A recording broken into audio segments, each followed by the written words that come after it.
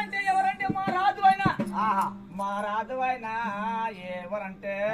నా భార్య ఉన్నదయ్యా లోహిన్లో ఉన్నాను నా మారుకైనా నా భార్యను దొరకడం అన్నడయ్యా సాకవైనా మగారి ఇక్కడ దొరుకుతాయి